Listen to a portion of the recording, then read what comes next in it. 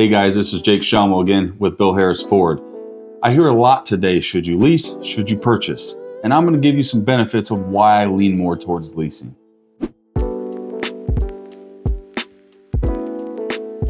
The reality of the situation is you have to do what's better for you. Me, it's always been leasing. You have lower monthly payments. You don't really have to worry about any maintenance items except your basic oil changes and your air filters. Plus, you don't have to play the game with the technology always upgrading in vehicles. And 5 to 6 years from now, that technology is so outdated, you don't have to worry about that. You also have the flexibility, myself, I love this, of getting a new vehicle every 3 years. A big one to a lot of people is you don't have to worry about negative equity.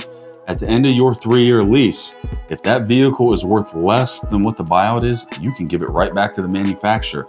There's so many more options at the end of a lease in terms of buying it out, in terms of releasing, or simply just giving it back. A lot of times people forget for businesses, the cost of a lease can be wrote off on your taxes, where if you purchase a retail vehicle, that's more of a capital expense for a business. In terms of getting a good lease value, one thing you have to ask yourself is you got to look at the residual. If the residual is over, I would say 58%, you are getting a good lease value because you are only going to pay 42% of what that vehicle's depreciation is. You never have to worry about, again, like we spoke earlier, of the negative equity.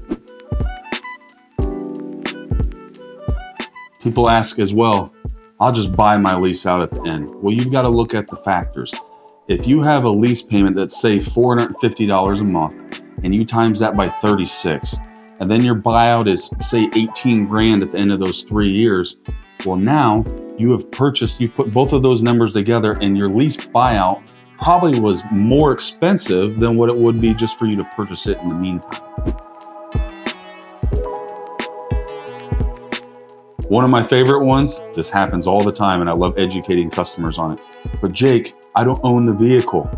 You would be shocked about how many people trade in their cars every single day that the bank still owns. Yes, it's a simple interest loan, and yes, they can't just come take it from you, but you don't own it either. At the end of your lease too, you do have options. You can buy it out. If there's equity, you can trade that in towards a new lease. Like I said, if there's negative equity, you can walk away from it. I'm just here to educate you on what's better for you. Now, if you drive a lot of miles, then yes, you should buy.